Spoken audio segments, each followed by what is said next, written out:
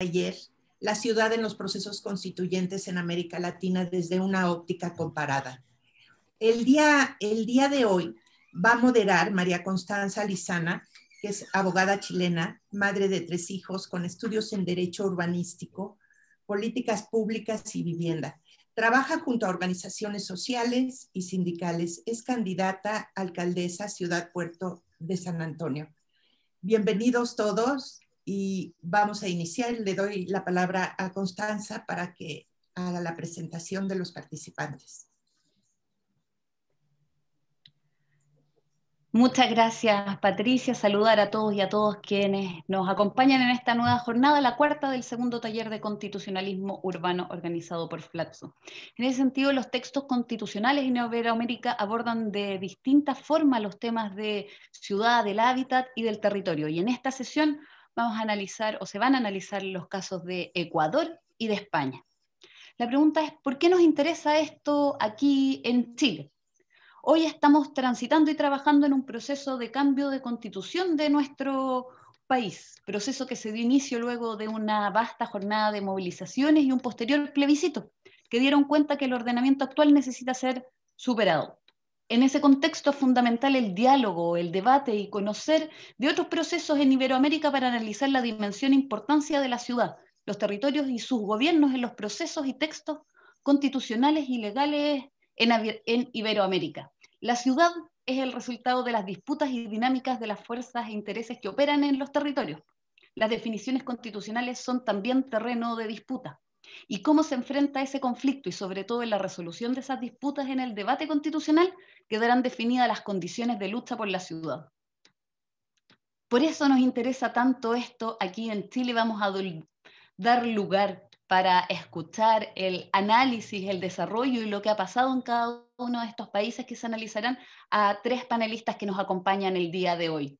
A don Juan Cabrera, arquitecto boliviano, doctor en urbanismo con estudios en derecho urbanístico.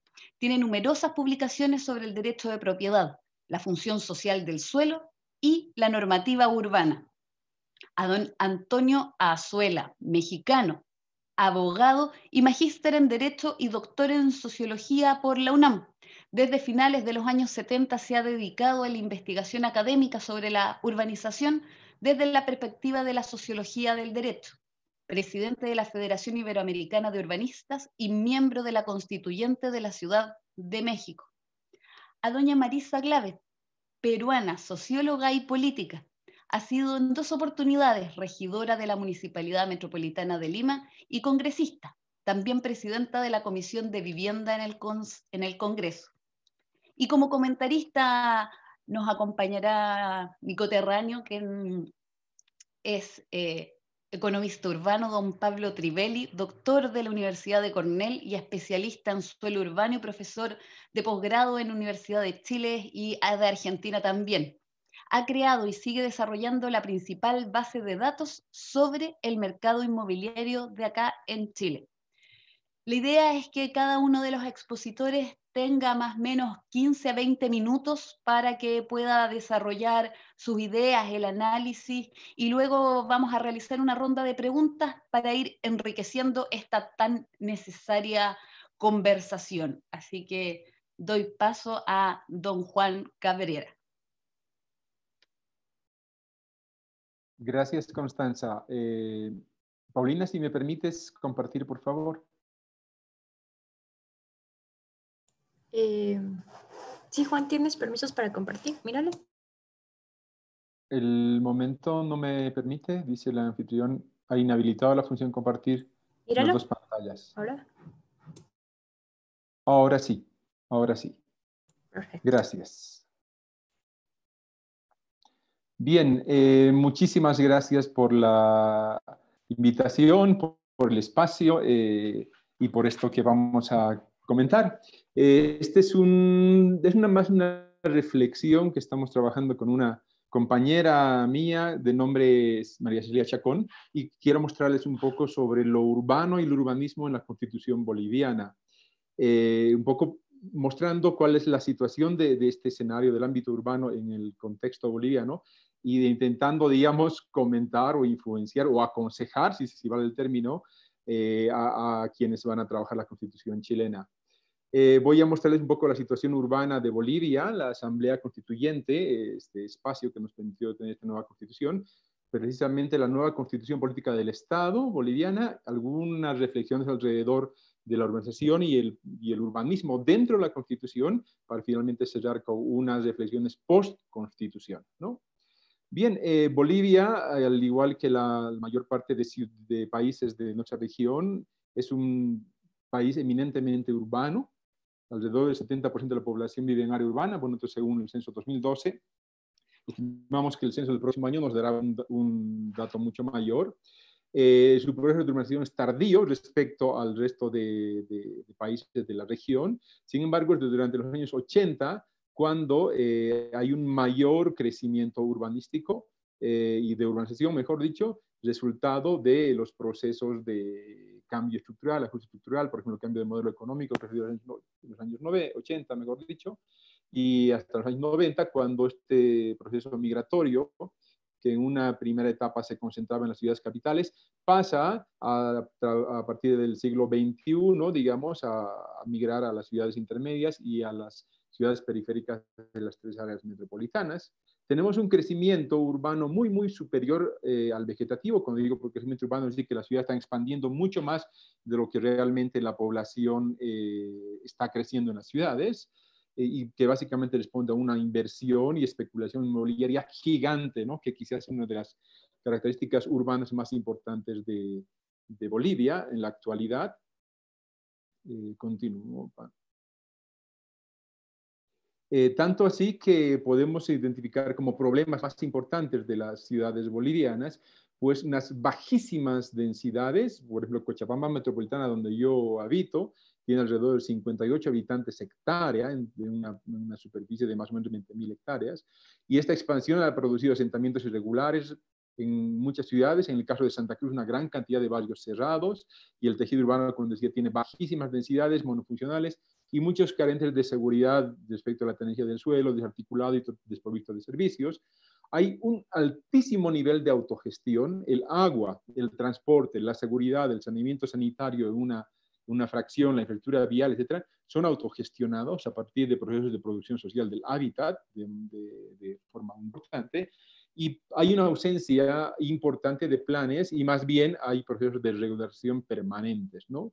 Ante la ausencia de planes, de los años 90, eliminados los planes de ordenamiento urbanístico, director, regulador, como quieran llamar, reemplazados por esto que es llamado ordenamiento territorial, que sin embargo no tiene un enfoque, un componente urbanístico. Entonces hay un gran proceso de regulación, respuesta a eso, ya que la mayor parte de los crecimientos devienen de asentamientos irregulares, tomas de tierra, avasallamientos o ocupación por necesidad, etcétera, ¿no? Este gráfico muestra un poco la relación entre habitantes y mancha urbana en una lógica comparativa. Ahí se puede ver la gran cantidad de superficie ocupada que tenemos. Un dato para mostrar, en el caso de Cochabamba, donde vivo, estamos creciendo alrededor de, o ocupando, 314 hectáreas al año aproximadamente, 60 habitantes hectárea y 1.2 millones de habitantes, solo como referencia, ¿no? La Asamblea Constituyente fue un espacio muy esperado por muchos de nosotros durante el año 2000, del 2005 para adelante, después de que el gobierno del MAS, de Evo Morales, ganó, pues nos prometieron un nuevo país y es la Asamblea Constituyente el espacio donde se trabajó esto. 255 asambleístas, 177 del MAS, del partido de Evo Morales, y el resto de otras fuerzas armaron 21 comisiones. De estas 21 comisiones, las más relevantes fueron la visión de país, por supuesto, deberes, derechos y garantías, ciudadanías, nacionalidades, organización estructura del Estado, autonomías, es importante, autonomías municipales, recursos hídricos, recursos naturales, renovables, donde aparece la tierra, desarrollo integral amazónico, la coca y otro tipo de comisiones. Sin embargo, como verán, no aparece el tema urbano, el tema ciudad, de una forma particular, digamos, como comisión. Sin embargo, aparecen un conjunto de comisiones como la COCA, ¿no?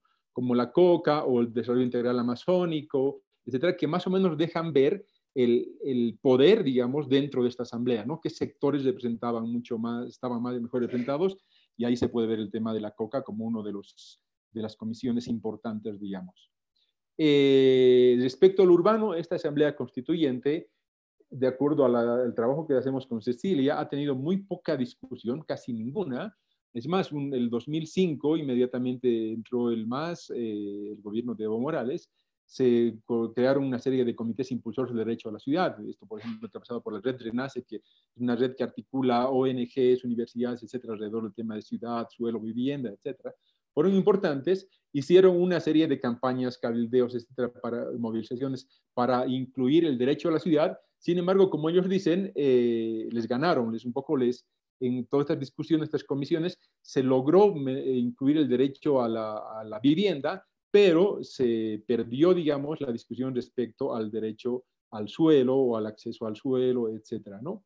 Dentro de lo urbano se discutió y se logró, digamos, incluir el derecho de acceso al agua potable, al alcantarillado, a la energía eléctrica, al gas domiciliario, telecomunicaciones, a un medio ambiente saludable, equilibrado, etcétera. Sin embargo, no logró entrar, digamos, el tema suelo, que podríamos decir, o bueno, seguramente es el soporte de todas las actividades en el ámbito urbano y rural, por supuesto. Pero pensando en el ámbito urbano, como alguna entrevista decía, ¿no? Para lograr el artículo 19, que reconoce el derecho urbano a la vivienda, hemos tenido que dejar al lado la discusión del tema suelo por la oposición que había, ¿no? Nadie quería meterse con el tema suelo. No haber dado más batalla por el tema de la función social ha sido una pérdida. Había una demanda importante, principalmente de este grupo, de esta comisión que les comentaba, sobre discutir la función social del suelo urbano, pero también de acuerdo a la revisión de las actas, de todo lo que había revisado antes para esta presentación, corroboramos que el mismo partido del MAS, los representantes no esperaban ni estaban abiertos a discutir el tema de la función social de la propiedad del suelo urbano principalmente. No obstante, se logró, digamos, incluir temas o artículos como la tenencia de la tierra y la modalidad individual, colectiva y comunitaria, que son aspectos súper importantes de la propiedad colectiva y comunitaria. Y además se logró incluir, digamos, aspectos como la regulación del mercado de la tierra, pero de la tierra agraria, ¿no? Para destinar otro tipo de recursos, además de pensar en el tema de la vivienda. Esta asamblea constituyente, que se instaló en el 2016, terminó el 2017 y aprobó su texto básicamente el año 2009 a través de un referendo, cuyo 61% de la población aprobó esta constitución. Esta constitución fue muy importante porque no solo nos hizo una serie de cambios importantes, nos cambió el nombre para empezar, reconoció la plurinacionalidad de Bolivia en términos de construcción, digamos, cultural. Somos un país con 36 naciones, con 36 formas de gobierno, con 36 lógicas comunitarias, con 36 territorios con autonomía, etcétera. Es una lógica súper interesante cuyo texto es celebrado por muchos lugares, ¿no? Bueno, sin embargo, veremos qué ha hecho esta Constitución respecto al ámbito urbano o de urbanización, ¿no? Para empezar, la Constitución en general, el resultado de esta Asamblea Constituyente, el texto tiene 5 partes, ¿no? Los derechos fundamentales, la estructura de organización del Estado, la estructura de organización territorial, la estructura económica y toda la jerarquía normativa. Y son 400 artículos en general, ¿no? Reconoce que Bolivia es un Estado social de derecho plurinacional comunitario con autonomías, eso es un tema súper importante, ¿no? Y entre los principios y valores hay que resaltar que el Estado asume y promueve como principio ético y moral de la sociedad el amasúa, amayuya, maquella, no seas flojo, no seas mentiroso, no seas ladrón, pero además toma el suma camañá o el vivir bien que compartimos con Ecuador, ¿no? O llamado el yandereco, el tecocabi, etcétera, por las lenguas originales que tenemos, que básicamente se constituye en el paradigma que tendría que orientar la decisión, la política pública, la política de Estado hacia adelante, ¿no? El vivir bien que tiene relación con lograr un equilibrio entre la relación del hombre y sus necesidades con las necesidades y respeto a la madre tierra, que por supuesto es una visión, digamos, muy interesante, ¿no? Se reconocen derechos fundamentales al agua, a la alimentación, pensando en el ámbito urbano, digamos, al hábitat de vivienda digna, al derecho universal a servicios básicos, al agua, que es un derecho ahora fundamental en el caso boliviano, a un medio ambiente equilibrado, protegido, etc. Pero cuando hablamos del ámbito urbanístico específicamente, ¿no? Se reconoce el derecho a la propiedad privada, individual o colectiva, como hablaba, ¿no? Siempre que esta cumpla una función social. Se garantiza la propiedad si no va contra el interés colectivo, y se garantiza el derecho de sucesión hereditaria. Sin embargo, se pone que la propiedad urbana no está sujeta a reversión. Es decir, que dentro del ámbito urbano no podremos demandar, por ejemplo, el cumplimiento de la función social, digamos, bajo la lógica de la reversión o ese tipo de figuras, ¿no? Reconoce que el Estado se organiza en departamentos, provincias, municipios y territorios indígenas, originarios, campesinos, y cada una de estas entidades ahora pues tiene que regular su autonomía, digamos, a través de cartas orgánicas o estatutos autonómicos, que es el instrumento que les va a permitir, digamos, la constitución de una autonomía plena. Respecto a los espacios y planificación vinculados con lo urbano, la Constitución habla de que la ley regulará la forma y la conformación de mancomunidades, regiones, territorios indígenas o campesinos. Nos permitirá la constitución de, por ejemplo, conurbaciones, regiones metropolitanas, etcétera, etcétera, precisamente para fines de relación, gestión y, en algún caso, planificación.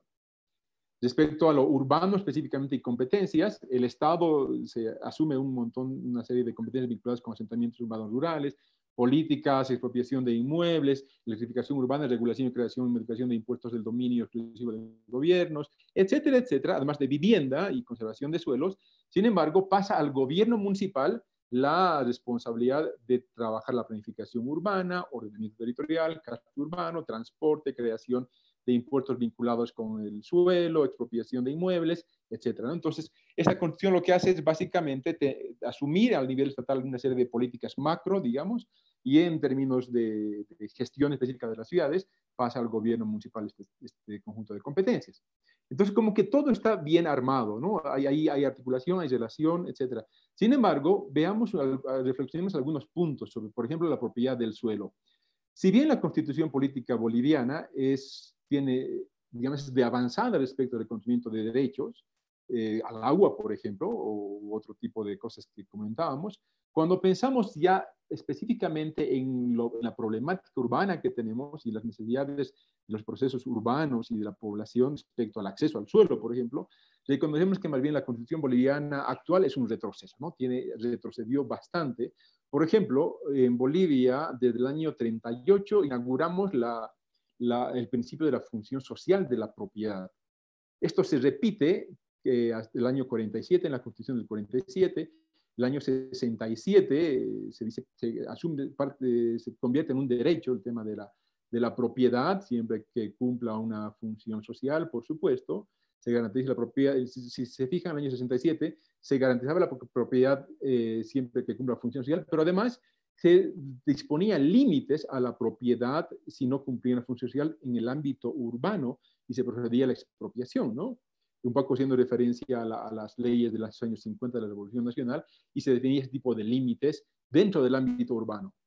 La Constitución del año 2004, una reforma constitucional, mantiene y casi repite, casi copia, de que dentro de los radios urbanos no tiene que haber, por ejemplo, más de 10.000 habitantes, 10.000 metros cuadrados, mejor dicho. Sin embargo, la Constitución del año 2009 pues reconoce esta función social e incluye lo que ninguna Constitución había propuesto, que el inmueble urbano no se puede revertir, y elimina toda aquel conjunto de principios que están relacionados ¿no? con la propiedad, con el excedente de propiedad en el área urbana, con este tipo de elementos, digamos, que tenían las constituciones anteriores. Habla de función social y económica, etcétera. Sin embargo, se centra más en el suelo rural, dejando al ámbito urbano, digamos, al margen, ¿no? Si vemos la legislación después, por ejemplo, de la Constitución, podemos reconocer de que ha sido muy poco, digamos, factible, muy poco articulado al interés de pensar en el vivir bien. Nosotros en una serie de discusiones pensábamos, bueno, el vivir bien es una cuestión maravillosa, pero ¿y cómo se vive bien en la ciudad?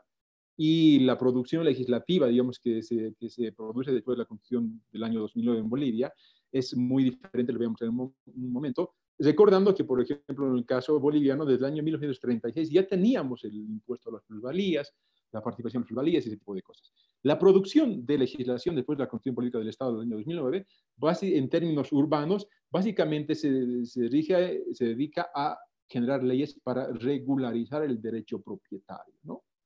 y además políticas o leyes que están dirigidas a regular el derecho propietario, pero básicamente solo dar el dominio de la propiedad, o sea, sin ningún tipo de responsabilidad incluida, ¿no? Ni de dotación de servicios, ni nada, solamente dar el derecho propietario y sin responsabilidad también para el propietario. Entonces, si revisamos las leyes, hay principalmente eso, hay producción de legislación alrededor de ese tipo de cosas, ¿no? Sin embargo, cuando pensamos en planes del año 2009, igual se reinventan unos tipos de planes, que son los planes territoriales de desarrollo integral, que son instrumentos macro que pretenden unir la planificación territorial y la planificación socioeconómica creado en un solo instrumento, pero que una vez más dejan al ámbito urbano totalmente desnudo, ¿no? El año 2016, más bien, nos propone el Estado una guía técnica para delimitación de áreas urbanas. Nos dice, bueno, como cada gobierno municipal tiene que, para regularizar, tiene que ampliar o delimitar su perímetro urbano, ¿no? Incluyendo una serie de medidas, sin demandarte antes procesos de planificación, ¿no? Sin demandarte que primero tiene que ser un plan urbano para delimitar si es que funcionaría este perímetro urbano, digamos. Y ahí, pues entonces, todas las leyes después del año 2009 están o prioritariamente están dirigidas a la regularización. Y esta ampliación lo que nos permite es una creación, ¿cómo diría? Permite dinamizar el mercado inmobiliario ampliando los perímetros urbanos de forma casi loca, no encuentro otro término, ¿no? Manchas urbanas que eran, como en el caso del gráfico extremo inferior de la derecho, que eran situadas solamente en las líneas, permiten una ampliación súper grande, ¿no? Sin necesidad de población ni nada, y básicamente dirigidos a la regularización.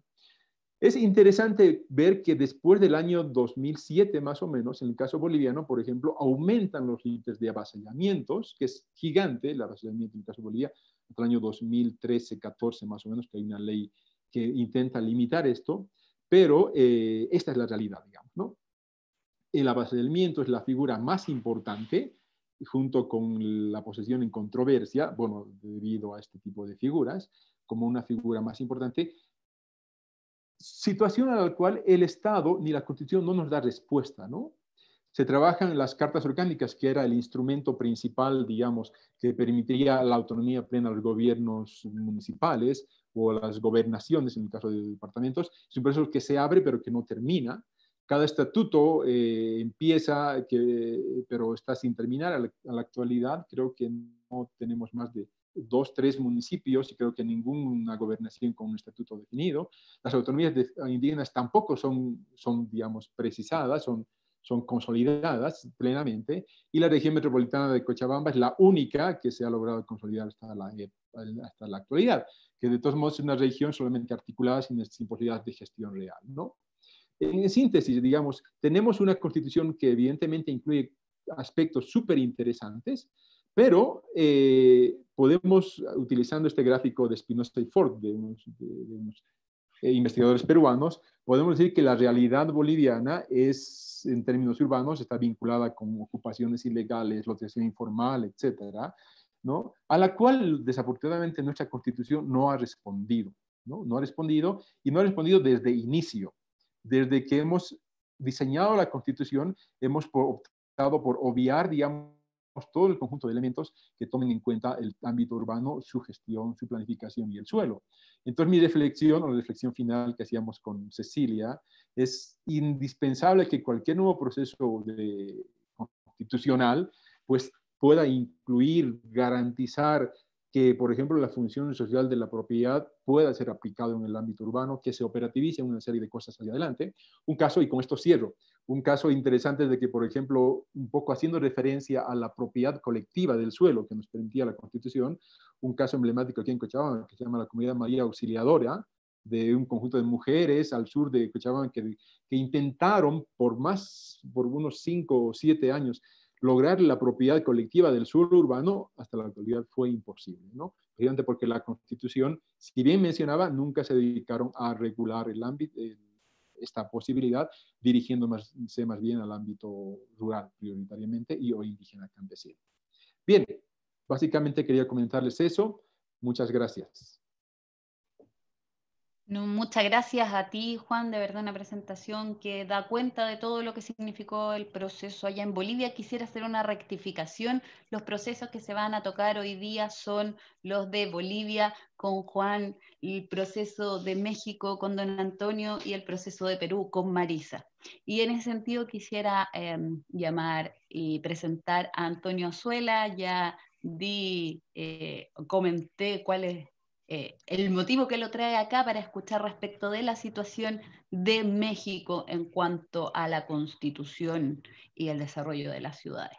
Antonio, un gusto. Buenos días a todos. Muchas gracias, Paulina. Primero que nada, un par de aclaraciones sobre mi currículum. Yo no soy presidente de la Federación Iberoamericana de Urbanistas, sino solamente vicepresidente. Y tampoco fui constituyente de la Ciudad de México. Fui un metiche que andaba ahí de observador y de correveidile. Y bueno, algo aprendí de esa experiencia. Y me voy a tomar la libertad de hablar más genéricamente del tema de constitucionalismo urbano en una posición que es bastante odiosa, porque es como si me estuvieran preguntando, ¿usted qué haría en un proceso constitucional para incorporar el tema urbano en una constitución? Y yo sé que no me están preguntando, pero me voy a poner en esa posición, sin el menor ánimo de decir lo que deben hacer, sino qué tipo de problemas surgen cuando uno trata de asumir esta tarea. Y le agradezco mucho a Juan Cabrera la contribución que acaba de hacer, porque es una idea muy clara de cómo una constitución nacional puede tener grandes logros en un terreno y dejar el tema urbano descubierto. Bueno, también voy a aprovechar, como si no fuera suficiente, para llevar agua a mi molino de una manera de ver el derecho que es la de la sociología jurídica, que se aparta de las doctrinas predominantes que tienden un poco a venerar el texto y a ver el texto como algo en sí mismo. Yo creo que lo que tenemos que ver no es el texto constitucional, sino la vida constitucional. ¿Qué es lo que los actores políticos hacen con esos textos? Y sobre todo, en el contexto actual, decir que el lenguaje de los derechos no basta para comprender toda la agenda constitucional. El lenguaje de los derechos, el ascenso del lenguaje de los derechos es uno de los grandes cambios de la cultura jurídica global. Y yo veo que en las nuevas generaciones de juristas a veces tienen la expectativa de que si uno tiene claro los derechos, todo lo demás fluye ahí. No, hay una agenda compleja y terrible que no se puede reducir al lenguaje de los derechos. De hecho, mi principal consejo, si me preguntara un constituyente de cualquier parte del mundo para un proceso de este tipo, es poner atención a esos temas prácticos, a la letra pequeña, a los ingratos procedimientos de la vida constitucional, con un ejército de expertos en derecho administrativo y alimentado con la investigación empírica que hay sobre lo que realmente ocurre en la gestión urbana. Yo recomendaría de entrada la lectura de la tesis de Vicente Burgos, que acaba de terminar su doctorado en la Universidad de Londres y que es de una enorme riqueza para ver cómo los procesos de decisión movilizan las instituciones jurídicas y cuáles son las instituciones jurídicas que realmente cuentan. Y desde el punto de vista académico, simplemente voy a argumentar por qué hay que traer a cuento a dos autores. John Stuart Mill, como el único puente posible entre la filosofía política liberal y el urbanismo democrático, del que creo que todos somos parte en este grupo, para exaltar a John Stuart Mill y ridiculizar a un jurista medieval que fue al curso de Bolonia y que inventó esa patraña de que el propietario del suelo es también propietario hasta el cielo y hasta el infierno. Voy a tratar de ponerlos en contexto. Pero para ello voy a recurrir a dos metáforas, una metáfora espacial y una metáfora temporal. La metáfora espacial es que una constitución es como un edificio.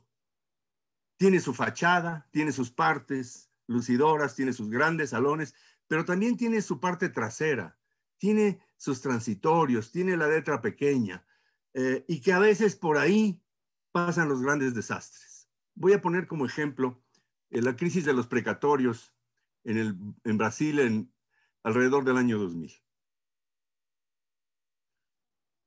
el Estado de Sao Paulo y la ciudad de Sao Paulo habían acumulado una cantidad de deudas por expropiaciones no pagadas, que se genera una crisis entre Poder Judicial y gobiernos estadual y municipal. La crisis llegó a tal extremo que se produce una crisis financiera, una crisis de las finanzas, por deudas no pagadas, por expropiaciones urbanísticas. Y esa crisis en la amenaza de que las acciones judiciales en contra de los gobernantes ponía en peligro su patrimonio, su seguridad personal. Y ustedes saben bien en qué desemboca el activismo judicial en contra de la clase política en Brasil, ¿no? Seguramente Pedro Abramo podrá abundar mucho en esto. La cuestión es que ante la imposibilidad de pagar, de obedecer las órdenes judiciales, lo que hace la clase política de Sao Paulo es movilizar sus capacidades de reforma constitucional en Brasilia. Y en el plazo de 12 años, reforman la Constitución 3 veces para modificar el concepto de precatorio, que es la orden judicial para pagar una deuda gubernamental, y salvar el pellejo. Mientras está gestionándose la crisis de los precatorios, se está discutiendo el estatuto de la ciudad, y se está discutiendo el estatuto de la ciudad como si no estuviera pasando nada. O sea, hay algo en la fachada del edificio que está remozando, que está poniéndose la función social de la propiedad, de ideas maravillosas, y en la puerta trasera de la Constitución se está gestionando un conflicto estrictamente político entre las clases políticas y el Poder Judicial en torno a expropiaciones urbanísticas. Creo que esto da una idea de que tenemos que ver el edificio completo, la manera como se usa, cómo trabaja, y evitar el riesgo a la monumentalización de la Constitución. La Constitución como si fuera ese edificio esplendoroso en donde plasmamos nuestras grandes ideas, en realidad es el espacio de la lucha política, en donde la ciudad puede jugar un papel muy importante. Y la metáfora temporal es que cuando legislamos, y más cuando hacemos una constitución, cuando alguien tiene la fortuna de que la vida lo puso en un grupo que está redactando textos constitucionales, entramos en un estado narcótico respecto del futuro. Y no puede ser de otra manera. Por un estado narcótico, entiendo que cuando legislamos tenemos que hacer como si en el futuro todos nos fuéramos a portar bien.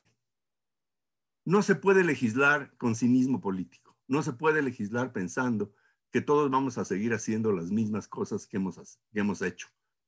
Cuando legislamos, hacemos una apuesta benigna sobre el futuro. Y entonces nos damos el lujo de poner todas esas grandes ideas. Yo creo que hay que aceptar que tenemos que ver el futuro de esa manera y que tenemos que poner cosas entre paréntesis.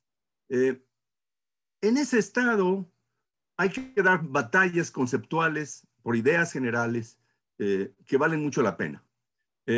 Todo el tema de la función social de la propiedad admite discusiones doctrinarias que pueden ser interminables y creo que hay que ser muy estratégico en este sentido. Yo creo que el problema de fondo del tema de la propiedad es ponerse de acuerdo en si es un derecho fundamental o no. Yo personalmente pienso que hay muy buenos argumentos y hay juristas de extraordinaria, de muy altos vuelos, que nos ayudan a entender que la propiedad no es un derecho fundamental. Es posible que la batalla como tal la tengamos perdida en ciertos contextos parlamentarios. Es posible que, dadas ciertas condiciones políticas, la mayoría de un órgano legislativo no va a aceptar esa tesis. Y entonces tenemos que estar preparados con una argumentación de reserva. Y yo creo que la argumentación de reserva no es León Duguay y los autores progres de fines del siglo XIX. La argumentación fuerte está en lo mejor de la tradición liberal, que en este caso es John Stuart Mill. Seguramente hay muchos otros autores, pero Si uno lee los principios de economía política de John Stuart Mill, uno va a encontrar ahí que la propiedad es un derecho que está condicionado a su uso productivo. Uno va a encontrar ahí el argumento filosófico para llegar a la conclusión de que el propietario que no usa la propiedad no tiene derecho a la propiedad. Y toda una mirada que acerca a John Stuart Mill a las ideas de la socialdemocracia y que son, creo yo, el único puente filosófico que tenemos para entendernos como los liberales. El derecho a la ciudad. Yo soy un entusiasta defensor del derecho a la ciudad, pero creo que hay que estar preparados a la pregunta de cómo funciona el derecho a la ciudad en el mundo rural. Y yo creo que aquí los urbanistas como profesión tenemos un saldo muy importante, que es que a veces nos gusta cambiar de escala de la ciudad al territorio, pero rara vez nos tomamos en serio la pregunta de qué cosa es el mundo rural. En los trabajos más progresistas sobre la urbanización del mundo, Neil Brenner y toda esa tradición, que es muy importante, para mí es académicamente muy fuerte, se habla de cómo el mundo se vuelve cada vez más urbano, pero no se hace cargo de la pregunta de ¿qué es entonces el mundo rural? Y en nuestra visión del territorio yo creo que eso es esencial. Y entonces en la definición del derecho a la ciudad creo que tenemos problemas para incluir el conjunto del territorio, porque sería el único derecho fundamental que tendría este acotamiento rural. Bueno, en todo caso, a lo que quiero llegar es que hay temas que con alguna certeza se van a presentar en la vida constitucional, temas menos heroicos que la propiedad, menos heroicos que los derechos, y que hay que estar preparados. Yo creo que lo que acaba de exponer el compañero Juan Cabrera es muy elocuente en el sentido de esos problemas que parecen de poca monta, que parecen problemas administrativos, pero que son los que hacen la materia del conflicto urbano y son los temas que tenemos que leer en clave constitucional. Menciono 3 de ellos. Primero, el de la distribución de competencias. Una constitución no solo consagra derechos, una constitución sirve para repartir el poder. La idea abstracta del Estado en singular se traduce en un conjunto de órganos que se distribuyen el poder estatal, con alguna lógica. ¿Cuál es esa lógica? ¿Por qué depositamos tantas atribuciones en el municipio? Seguramente está muy bien, pero creo que a veces nos faltan argumentos para registrar la complejidad de lo que yo llamaría la geografía de la representación. Para algunas cosas nos representa el municipio, para otras cosas nos representa una instancia subnacional, provincial, estadual, como queramos, como corresponda en cada régimen político. Para algunas cosas nos representa el centro. Y ninguna de esas instancias es intrínsecamente superior a la otra. Nada más quiero recordar que en Estados Unidos la lucha por la segregación racial se dio como una iniciativa del centro del Estado y que las posturas de mantener un régimen de segregación racial se daban a partir de la defensa del federalismo y de que lo local es lo más democrático. Desde ahí se estaba defendiendo la segregación racial. Entonces, ninguna instancia de gobierno es en sí más democrática que la otra. El problema es cómo interactúan entre ellas. Y de ahí paso a lo siguiente, que es el tema de los procedimientos. Todas estas grandes dudas se resuelven en procedimientos. Y si no tenemos buenos procedimientos, los resultados pueden ser desastrosos. Sobre todo porque en los procedimientos entra a jugar uno de los valores más importantes del constitucionalismo democrático, que es el de la participación social, que entra en contacto con un tema que es de una aridez abrumadora y de la cual solemos huir, que es el tema del acto administrativo. Normalmente, los conflictos contraponen un proceso de participación social, una reivindicación de participación social en contra de un hecho gubernamental que es un acto administrativo. Es la concesión que da una instancia X para el aprovechamiento del agua. Es el permiso de construir. Esa cosa despreciable que es el acto administrativo. Necesitamos enmarcarla constitucionalmente en procedimientos robustos, en donde la participación social tenga un lugar claro y fuerte, y en donde tenemos dilemas que tenemos que tomar en serio. ¿Hasta dónde llegan los derechos de los vecinos? La Constitución de la Ciudad de México tiene una disposición muy interesante que dice que cuando se lleva a cabo un proyecto de alto impacto, la consulta popular será obligatoria en sus resultados. Si la consulta popular dice no a un gran proyecto, los resultados de esa consulta son vinculantes. Eso es un triunfo de la participación popular.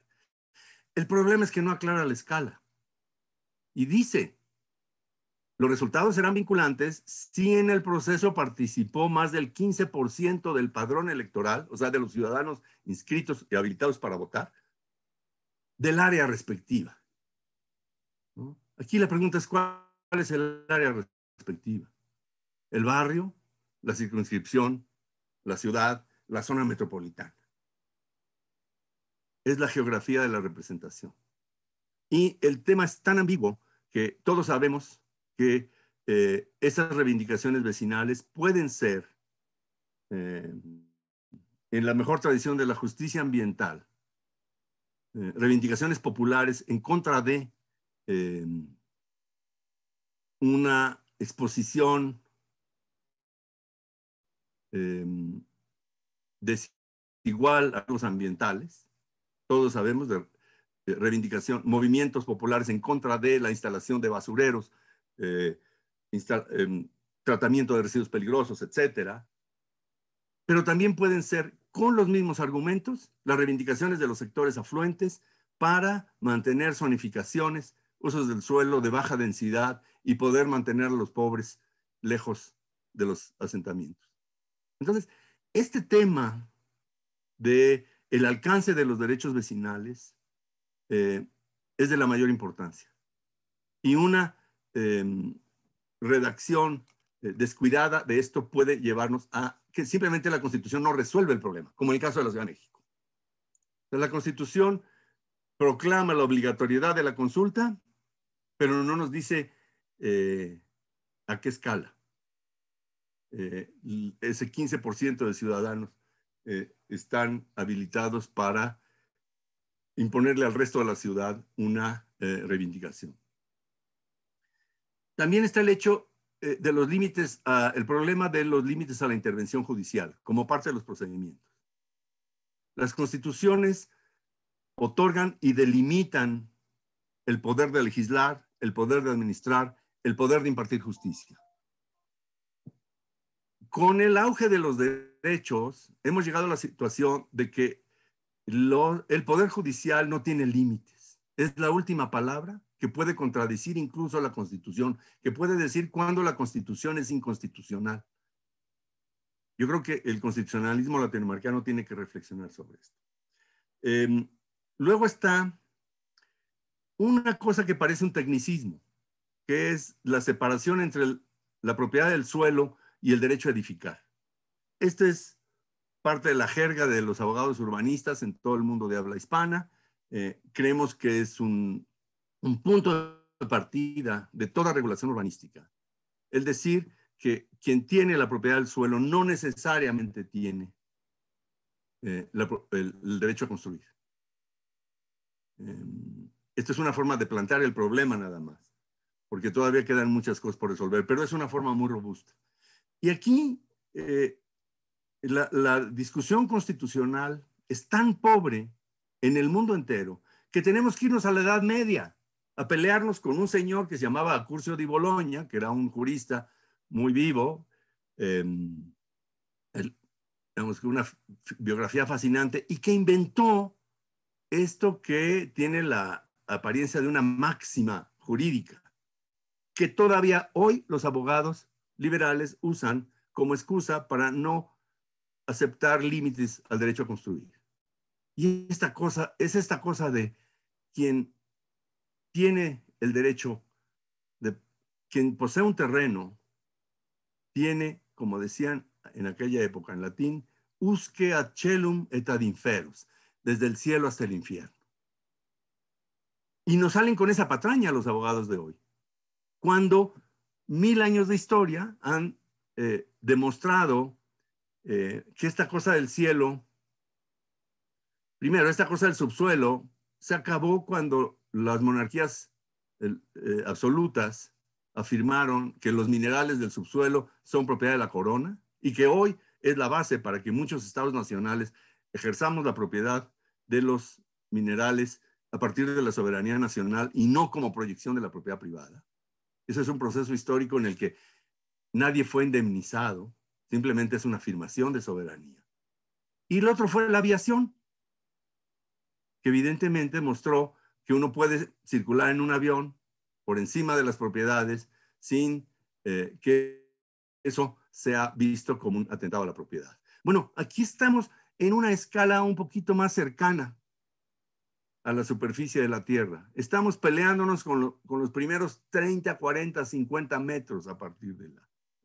Y tenemos que ganar esa batalla con los mismos argumentos con los que se ganó, que ni siquiera hubo que pelear. La idea de que los minerales y el espacio aéreo no son una proyección de la propiedad. Para terminar, una cosa todavía más vulgar, que son los criterios de avalúo. En todas las constituciones se establece el derecho a la expropiación, pero cuando se trata de definir el monto de la indemnización, ahí es donde tenemos problemas. Y quiero evocar uno de los momentos más embarazosos de la historia de la Corte Interamericana de Derechos Humanos, que en el caso Salvador Chiriboga, en Quito, se enfrentó al problema de cómo calcular una indemnización. Gracias a Fernando Carrión he podido aprender mucho de ese caso. Y la cosa es muy sencilla.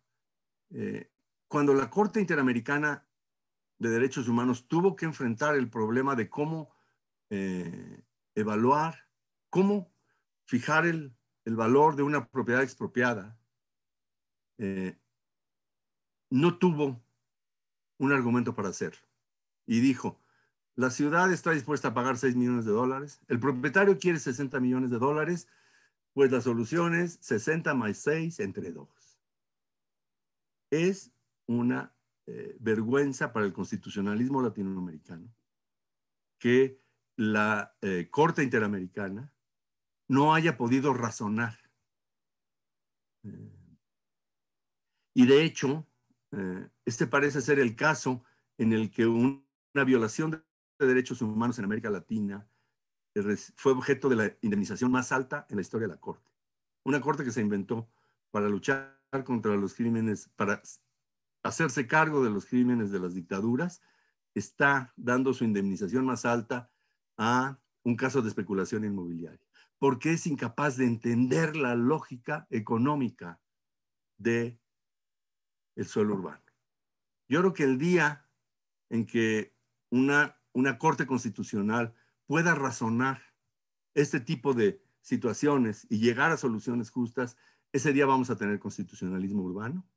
Y creo entonces que la batalla se da en este número de frentes con temas mezquinos, poco heroicos, de la puerta trasera, del arreglo político, del interés económico, que son los que definen la vida constitucional.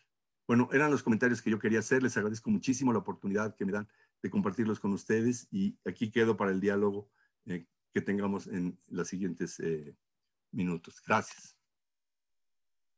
Muchísimas gracias, Antonio, por las reflexiones de forma más global, pero también llevándolos a casos puntuales e incorporar nuevos elementos a este conversatorio respecto de la ciudad, los textos constitucionales en Iberoamérica y cómo abordar también desde el proceso que estamos viviendo acá en Chile. Ahora vamos a pasar a la exposición del Perú con Marisa Glade. Muchas gracias, Constanza, muchas gracias por la invitación a acompañarlos en este debate, en estos talleres, y bueno, a permitirles contarles un poquito de la experiencia de Perú. Una cosa que aprendí en el tiempo que estuve como regidora en la Municipalidad de Lima, con Gustavo Riofrío, que está además escuchándonos el día de hoy, una persona que fue quien me introdujo a mí en este mundo, es que la verdad el caso peruano, y en particular el caso de Lima Metropolitana, es casi como el ejemplo de qué cosa no hacer, ¿no? En realidad nos hemos vuelto un pedazo, digamos, del territorio de nuestra región que a veces uno mira y dice, bueno, parece que hay un lugar en el que van las cosas aún peor, ¿no? Es una pena, pero en fin, es algo que tenemos que finalmente tener en consideración para poder entender qué cosa es lo que está pasando ahora. Quisiera hacer primero una introducción sobre cómo es que nace la Constitución que está vigente hoy en el Perú, y creo que eso es importante de entender para entender luego cuál es el desarrollo constitucional alrededor de temas de propiedad, más que de suelo acá, y el tema de vivienda o de ciudad en el texto constitucional y en la propia legislación peruana, ¿no? El Perú a finales de los años 80 estaba en una de las peores crisis de su historia. Teníamos una combinación de crisis económica, la peor hiperinflación que hemos tenido, que se ha tenido en toda la región. Creo que nadie ha llegado a niveles de inflación tan grandes como los que tuvimos nosotros a finales de los años 80, con un conflicto armado interno sanguinario, en un enfrentamiento entre Sendero Luminoso y el ejército, y en el medio la sociedad civil, digamos que entre dos fuegos, con una tasa de mortalidad altísima. Los años 90 inician con el cambio de este conflicto armado interno de escenario. Deja de estar en el mundo rural, en el campo, y llega a las ciudades. Quienes vivían en las ciudades empiezan a sentir y a vivir lo que significaba ese conflicto armado interno, la época del terrorismo, y teníamos además una crisis de representación enorme. El sistema de partidos políticos parecía entrar en debacle, digamos, ¿no? Y es en ese escenario que en 1990 sale elegido el señor Alberto Fujimori, presidente del Perú, y 2 años después de ser elegido, en una situación de conflicto permanente con el Parlamento, da un golpe de Estado, el golpe de Estado de 1992, y se instaura una dictadura en el Perú. Dictadura que luego se le fue lavando la cara, digamos, a través de un conjunto de instrumentos, donde también organismos internacionales terminaron jugando a favor de la propia dictadura, pero uno de los elementos que fue casi como condición de organismos internacionales para la validación de la instauración del régimen de Fujimori era que tenía que democratizarse las medidas que se venían tomando. Y la manera de, comillas, democratizar las medidas que se estaban tomando era darles un marco de legalidad, y ese marco de legalidad se tuvo que hacer a través de una nueva constitución, porque la constitución que teníamos vigente en realidad no permitía varias de las cosas que a través de decretos, una vez instalado el golpe, se empezaron a iniciar a aplicar en nuestro país, ¿no? Entonces, en el año 93 se elige el Congreso Constituyente Democrático y tenemos un nuevo texto constitucional. Este nuevo texto constitucional reconocía algunas nuevas instituciones, algunas que valen la pena, la Defensoría del Pueblo, por ejemplo, en fin, temas que podrían eventualmente rescatarse hoy por hoy, pero sobre todo elimina y además cambia el enfoque de varios de los derechos que nuestra Constitución reconocía. Este texto constitucional, además, tenía que formalmente ser sometido a un referéndum.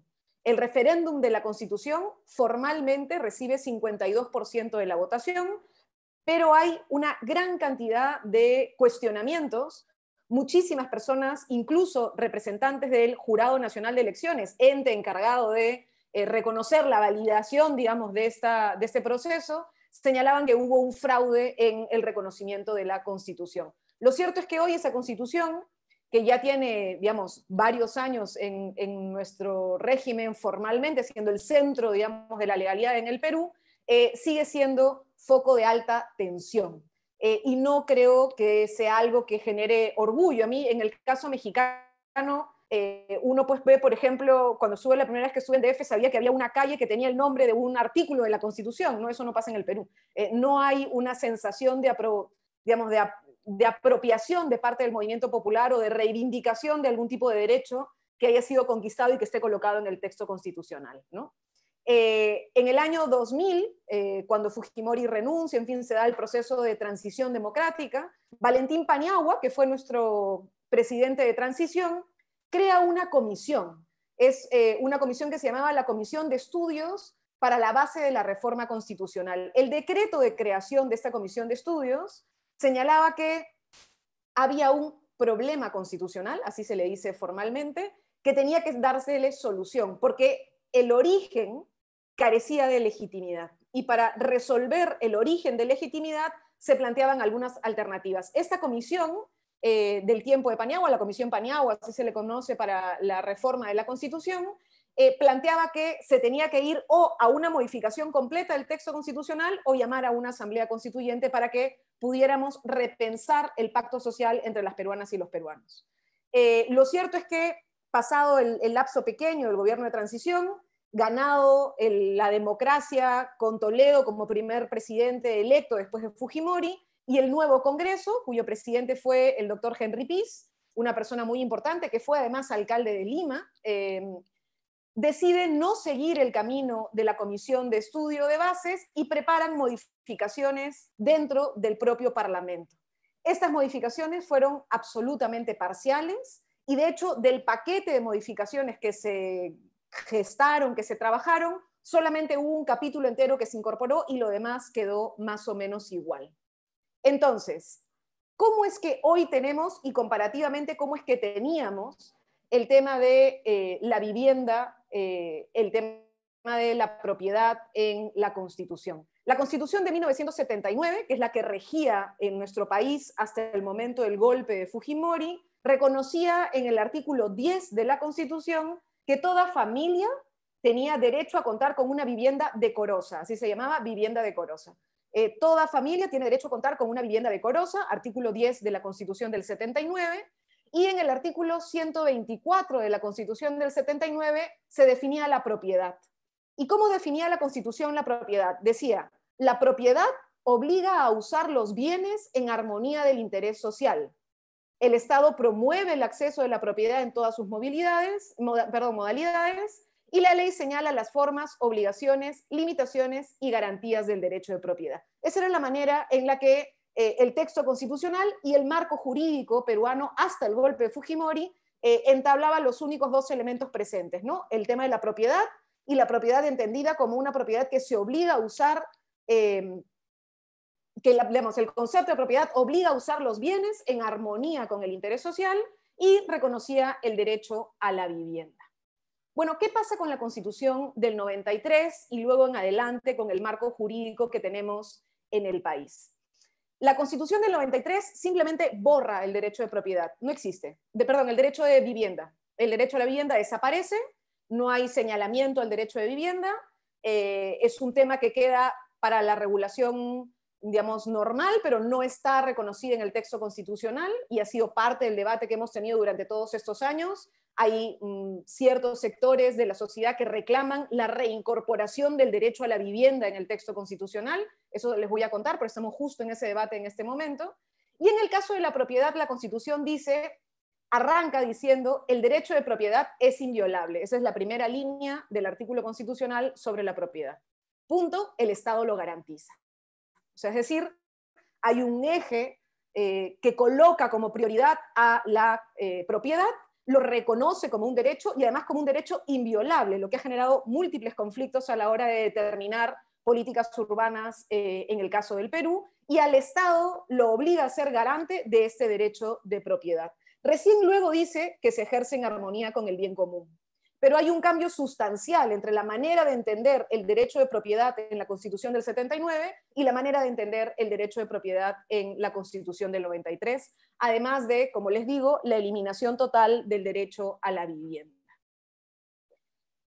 La Constitución del 93 tiene además no un cambio de articulado, sino un cambio de enfoque.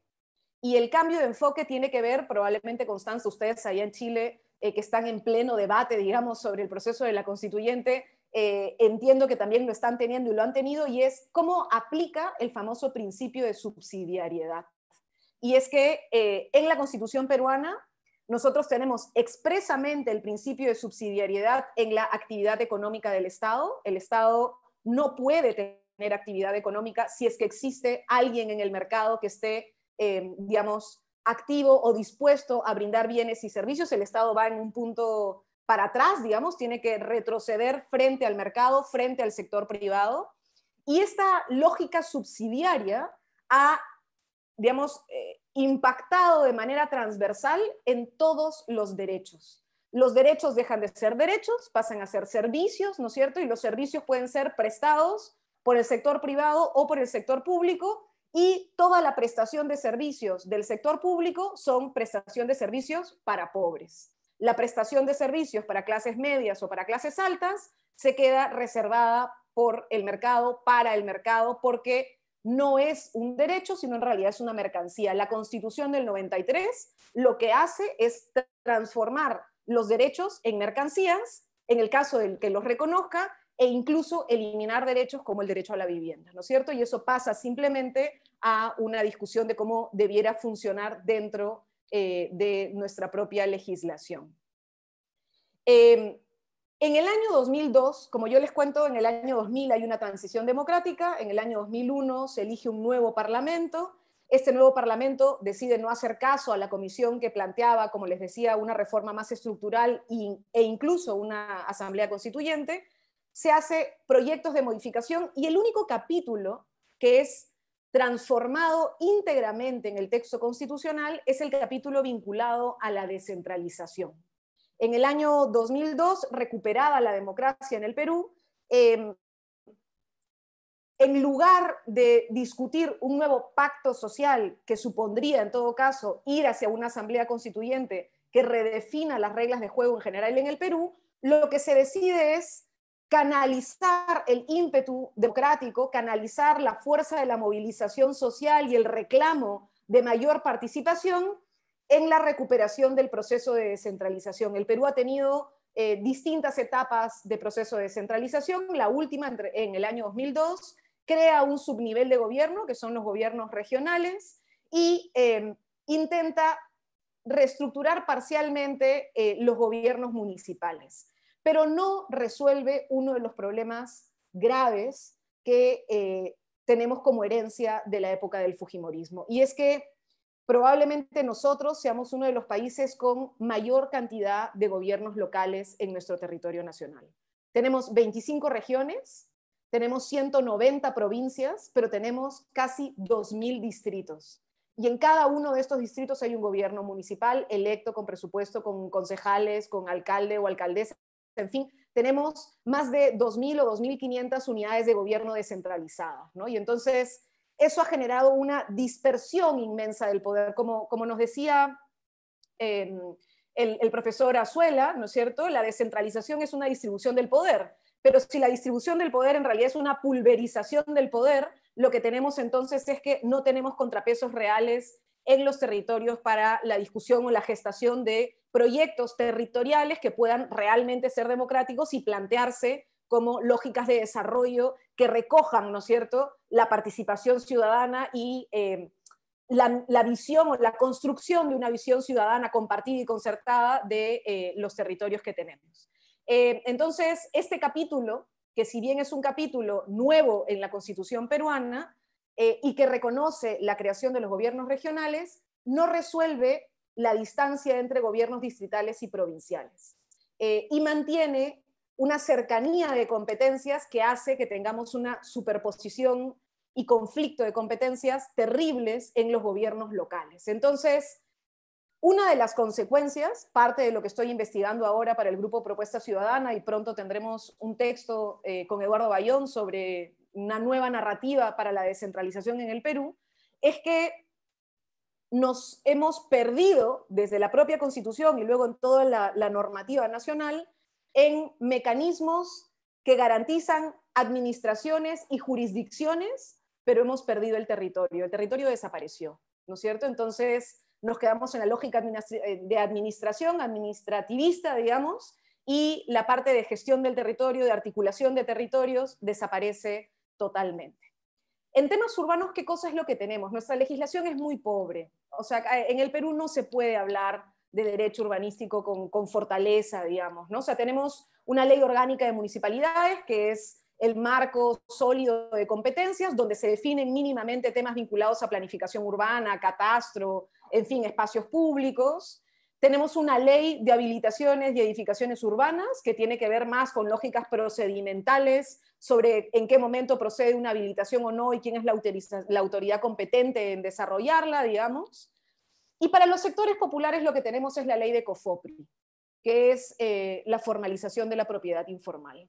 En el Perú no hemos tenido una política de vivienda, como dice Gustavo Riofrío, tenemos la no política de vivienda, esa se vuelve la política de vivienda, lo que le ha dicho el Estado a sus ciudadanos, en particular a los sectores populares, es que consíganse un pedazo de tierra, consíganse un lote, consíganse un pedazo de suelo, y una vez que ustedes lo consigan, sea invadiendo, sea comprándolo al tráfico ilegal, hay además unas mafias de tráfico ilegal enormes en el Perú hoy en día, quédense ahí viviendo de una manera inhumana 10 años y luego yo voy a llegar con agua, desagüe y electricidad, digamos, ¿no?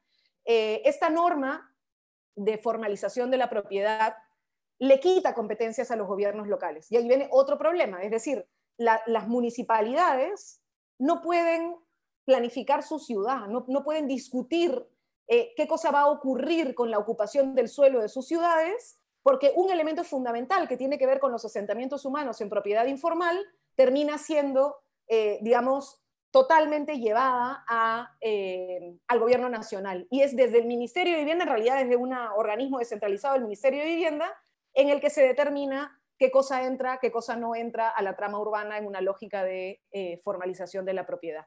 Esto se inicia en el año 1996, supuestamente por 5 años.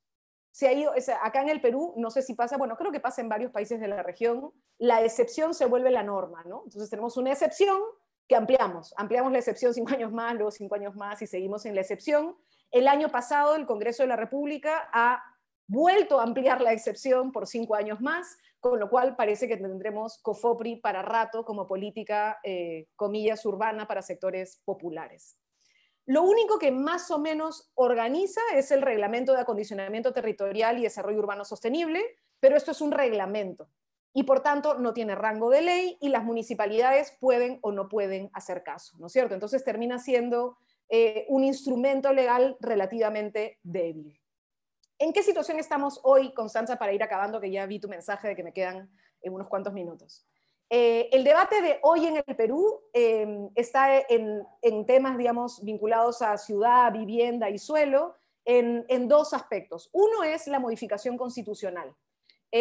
Yo presenté un proyecto de ley para la modificación de la Constitución. Bueno, nota a pie de página. En estos 5 años de gobierno, que empezaron en el año 2016 y terminaron en el 2021, bueno, terminarán en el 2021, hemos tenido 4 presidentes, no uno. Uno de esos presidentes a través de un golpe de Estado, que duró poco tiempo, pero en fin. Y además hemos tenido 2 congresos, una primera legislatura en la que estuve yo, el cierre del Congreso, y una segunda, digamos, parte de completar esta legislatura, que es en la que están hoy otros parlamentarios, pero los proyectos que nosotros presentamos siguen vigentes en el debate legislativo. Yo presenté un proyecto para que el Estado reconozca y garantice el derecho a la vivienda digna y adecuada, que comprende el acceso a servicios básicos e infraestructura pública adecuada. Y señalábamos además que el Estado debe generar las condiciones necesarias para hacer efectivo este derecho mediante programas públicos y programas privados de vivienda de interés social y otros sistemas de programas de vivienda y urbanización, debiendo contar con la participación de los ciudadanos. Ese fue el proyecto que presentamos. Se presentó, se pidieron opiniones, y en esta segunda parte de la legislatura, digamos, ya sin nosotros, se han presentado otros proyectos más, y finalmente la semana pasada se ha votado y se ha aprobado por primera votación, tenemos la necesidad de la segunda votación, la modificación del texto constitucional para incorporar el derecho a la vivienda.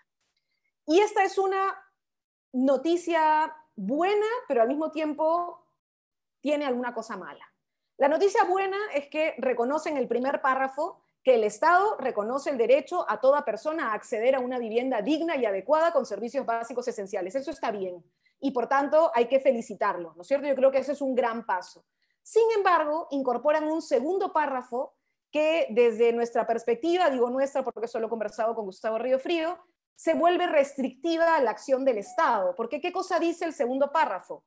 El Estado promueve la ejecución de programas de financiamiento de vivienda de interés social para hacer efectivo el acceso. Entonces, restringe la posibilidad de que el Estado garantice este derecho que acaba de reconocer de toda persona de acceder a la vivienda digna y adecuada únicamente a programas de financiación de vivienda de interés social, ¿no? Y nos parece que junto con, porque también hay que promover programas de financiación, hay que también promover programas pues, de vivienda municipal, programas de vivienda pública que podamos también plantear desde una lógica de ampliar opciones de vivienda. Ojalá en la segunda votación este segundo párrafo pueda ser modificado para que podamos tener una estrategia más amplia y no únicamente reducida a la financiación.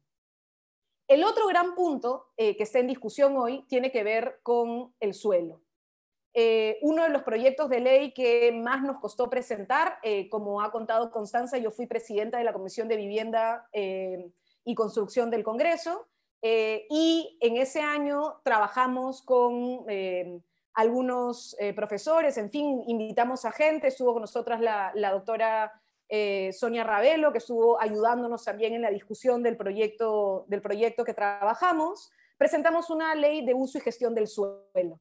Y en realidad acá hay tres temas clave, ¿no? El primer tema es el derecho de propiedad del suelo versus, como también ha dicho ya el profesor Azuela, versus el derecho de construir. O sea, acá tenemos que lograr que se separen. Una cosa es mi derecho a la propiedad del suelo y otra cosa es mi derecho a construir. Uno tiene que ver con cuáles son las condiciones para que yo haga ejercicio de mi derecho de propiedad, ¿no es cierto?, pero que tiene un límite. Yo no puedo irme pues al cielo hasta la estratosfera. Hay un momento en el que hay un límite al desarrollo de mi derecho de propiedad y el resto es un derecho de la ciudad. El derecho de construcción es un derecho de la ciudad y la ciudad me tiene que autorizar, la ciudad me tiene que cobrar y la ciudad tiene que determinar cuáles son las condiciones de ese desarrollo, ¿no es cierto? Entonces, uno de los elementos que incorporamos con fuerza es la necesidad de recuperar el coeficiente de aprovechamiento básico, ¿no? Ese es un tema que tiene que estar incorporado y colocamos instrumentos para el control de la especulación del valor del suelo y para el cobro de plusvalías urbanas como una lógica de financiación del desarrollo urbano.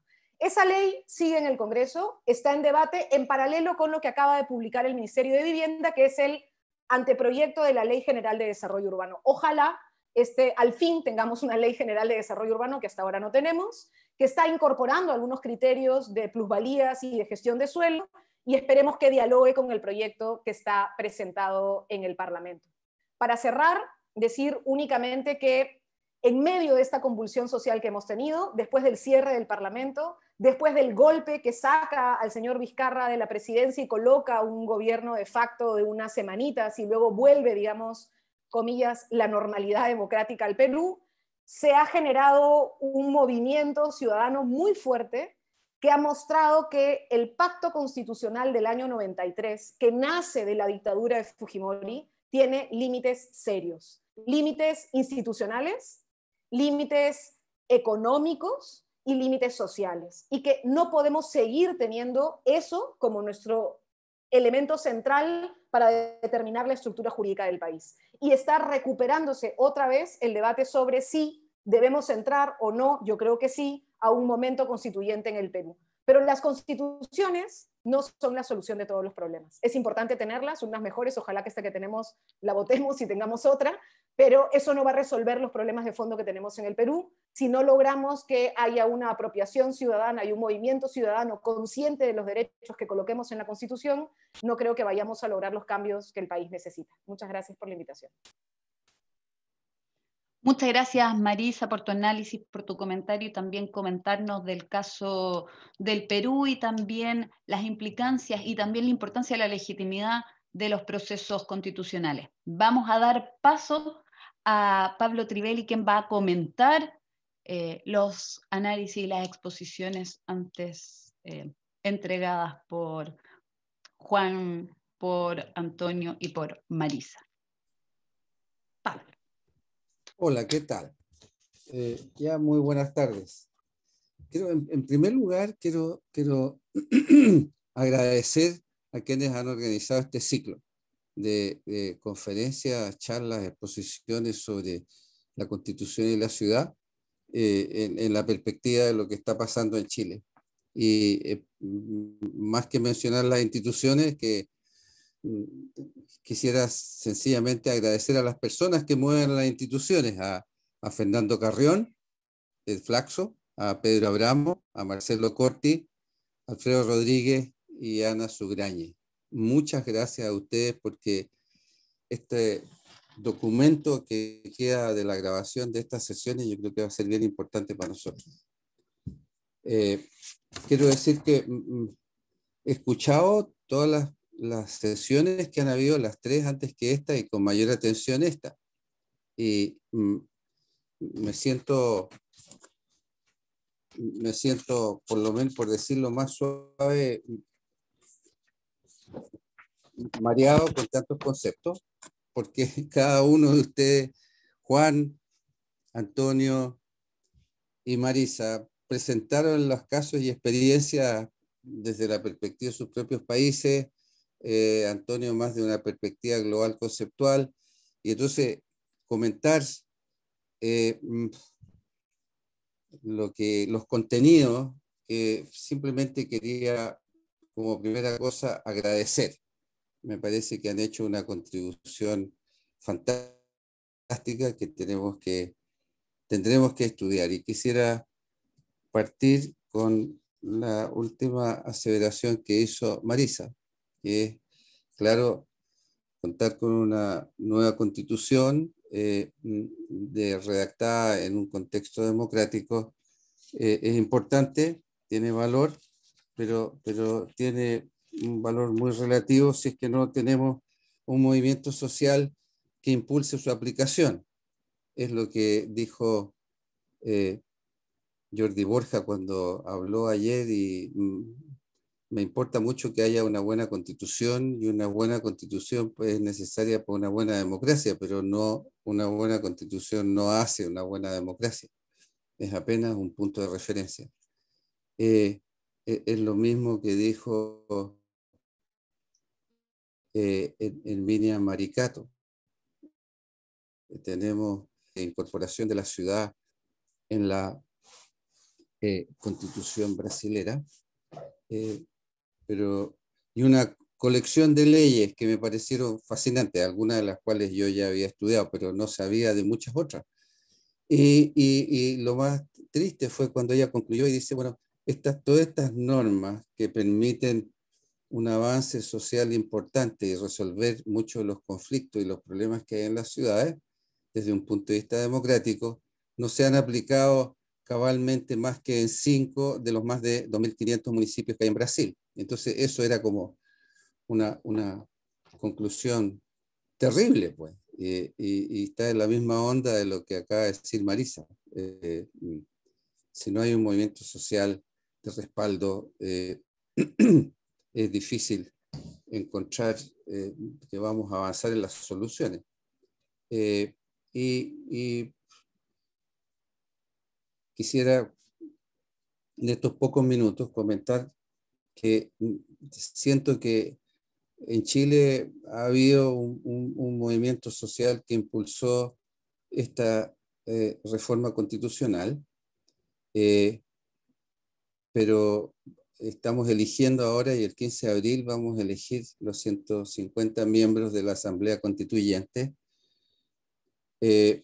pero esto va a ser con los ojos vendados, porque casi no hay diálogo sobre los contenidos, y lo más probable es que entonces a la hora de votar, la gente va a votar por las caras y los nombres conocidos, y entonces vamos a tener a los mismos políticos de siempre instalados en la Asamblea Constituyente, sin que se hayan establecido mecanismos de control desde afuera. Y claro, ya hay algunos candidatos a la Asamblea Constituyente que están planteando la necesidad de establecer mecanismos para abrir el debate, que la ciudadanía en general pueda participar en el debate y en las propuestas, lo cual es una cosa súper positiva, pero yo creo que tiene un alcance relativo, porque el tema urbano en el mundo de la política en Chile, el tema urbano no existe. Los políticos han despostado el animal y lo tratan por partes según las urgencias del momento. Entonces, cuando hay inviernos muy crudos y hay inundaciones, el tema es el del drenaje.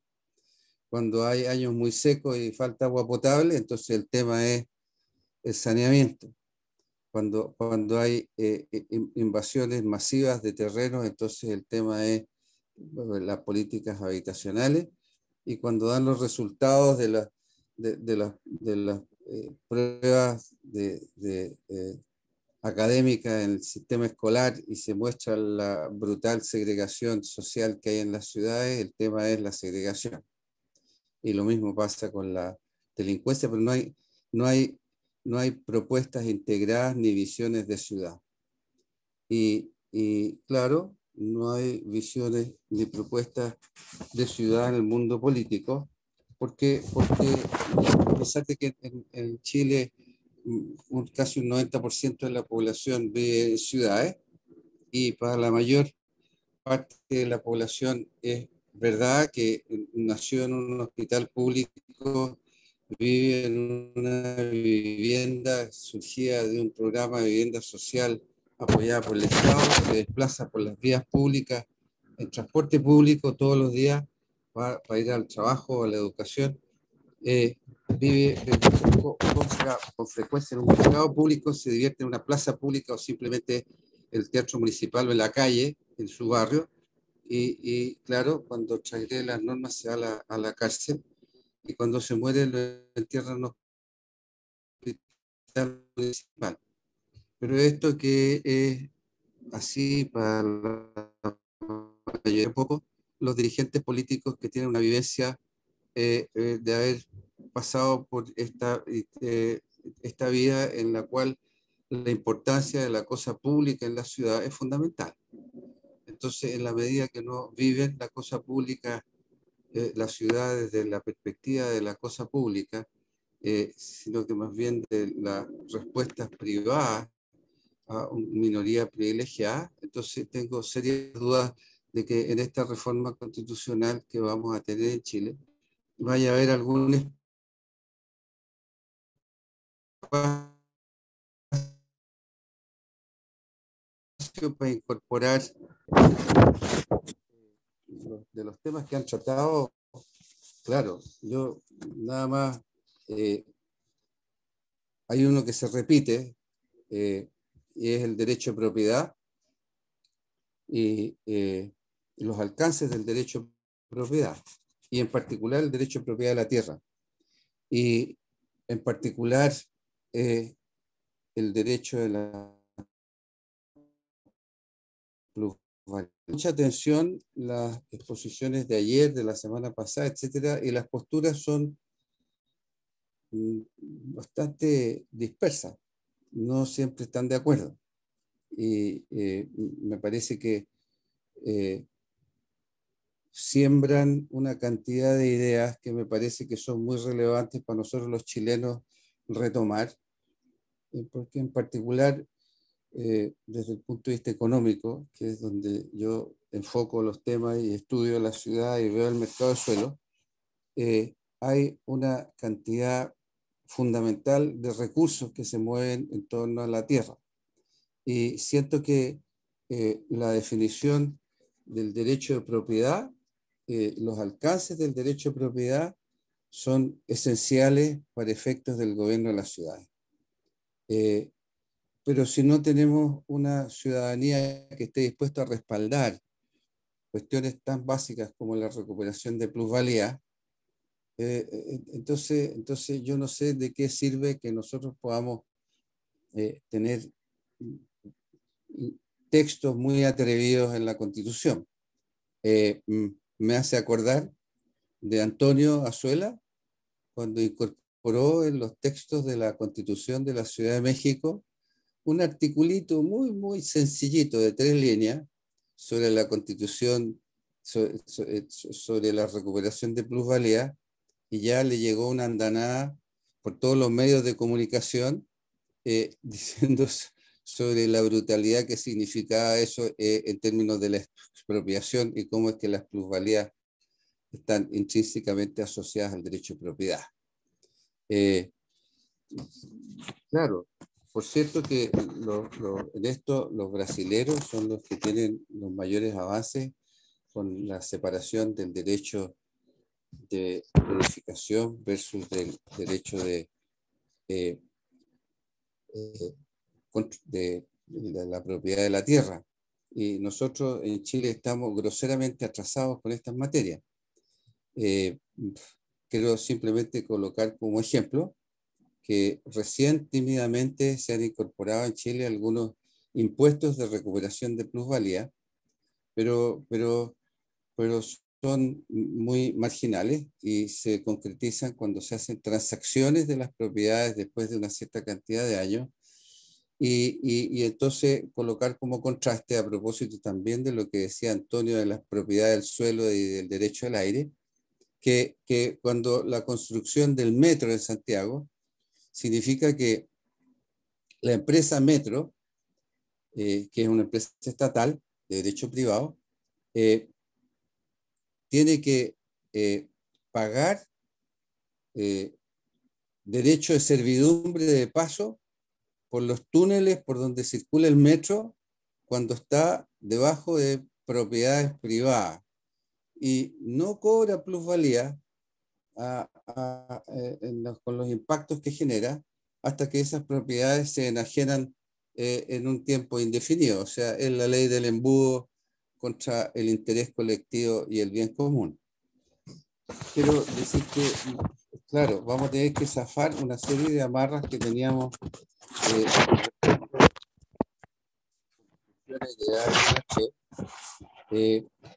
pero hay unas cosas de las cuales no se habla.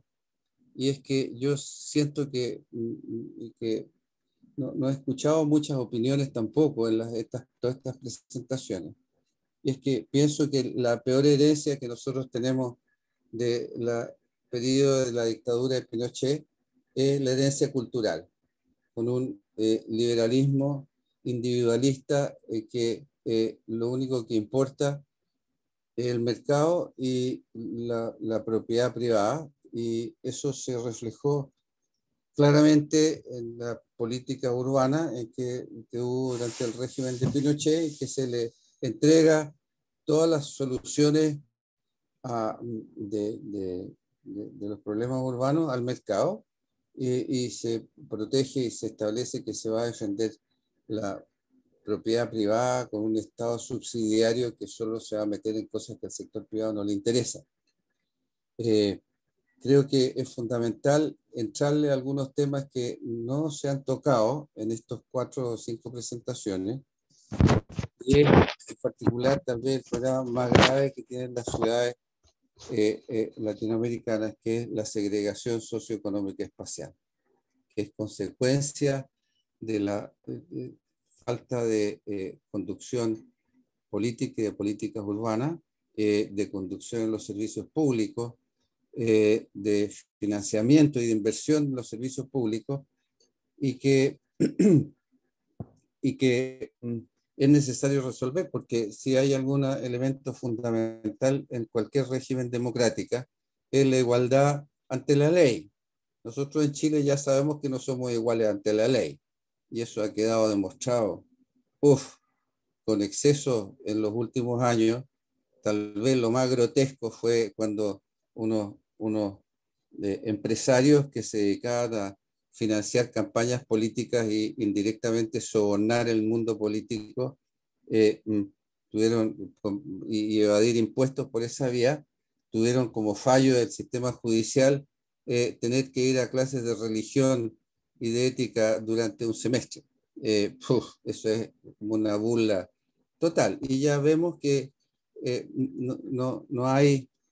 no somos iguales ante la ley, y la esencia de lo que yo creo que andamos buscando es un principio de igualdad de oportunidades, no de igualitarismo, pero que por lo menos haya igualdad de oportunidades en términos del acceso a los servicios básicos, a la educación y a la salud, y a una sociedad y a un territorio seguro. A esto se agrega algo que tal vez está implícito en la presentación que hizo Juan, y es la multietnia. Nosotros tenemos en Chile un conflicto con los pueblos originarios y especialmente con los pueblos mapuches que es severo y que hay que enfrentar y hay que resolver. Y claro, se han buscado soluciones que tienen que estar incorporadas obviamente en la Constitución en términos del gobierno territorial, la administración de los territorios, y también en particular en lo que se refiere a la incorporación de los pueblos originarios de las ciudades. Bien, yo tendría un montón de otras cosas que comentar. Quería agradecer de nuevo a los tres expositores, me parecieron súper buenas sus exposiciones.